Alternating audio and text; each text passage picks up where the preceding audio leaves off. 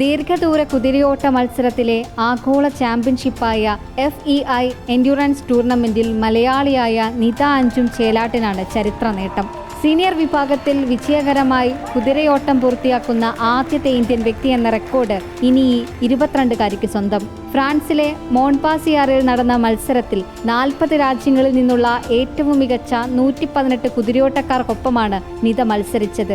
ഈ വിഭാഗത്തിൽ മത്സരിക്കാനുള്ള യോഗ്യത നേടിയപ്പോൾ തന്നെ ഇന്ത്യൻ കുതിരയോട്ട കായിക വിഭാഗത്തിൽ നിത ചരിത്രമെഴുതിയിരുന്നു. FEI ചാമ്പ്യൻഷിപ്പിൽ ഇന്ത്യയെ പ്രതിനിധീകരിക്കാനായതിൽ ഏറെ അഭിമാനമുണ്ടെന്ന് നിത പറഞ്ഞു. ഞാനിപ്പോൾ മോൺപാസിയറിലുള്ള വേൾഡ് ചാമ്പ്യൻഷിപ്പ് 160 കിലോമീറ്റർ ദൂരമുള്ള റേസ് ഇന്ത്യക്ക് വേണ്ടി കംപ്ലീറ്റ് ചെയ്തു.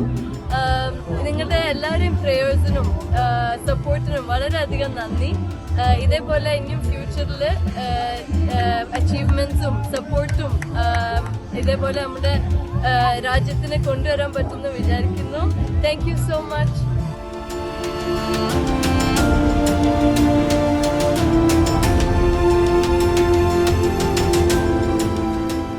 കടുത്ത പരീക്ഷണങ്ങൾക്കും മത്സരങ്ങൾക്കും ശേഷമാണ് നിത പങ്കെടുക്കാൻ യോഗ്യത നേടിയത്. UAE, Bahrain, Spain, France, Italy തുടങ്ങിയ രാജ്യങ്ങളിൽ നിന്നുള്ള ഏറ്റവും മികച്ച കുതിരയോട്ടക്കാരായിരുന്നു നിതയുടെ എതിരാളികൾ. നിത ഉൾപ്പെടെ 45 പേർ മാത്രമാണ് അവസാനം വരെ മത്സരത്തിൽ പിടിച്ചുനിന്നത്. 12 വയസ്സ് പ്രായമുള്ള തന്റെ വിശ്വസ്ത പെൺകുതിര പെട്ര ഡെൽ റേയുടെ ചുമലിലേറിയാണ് നിത മത്സരം പൂർത്തിയാക്കിയത്.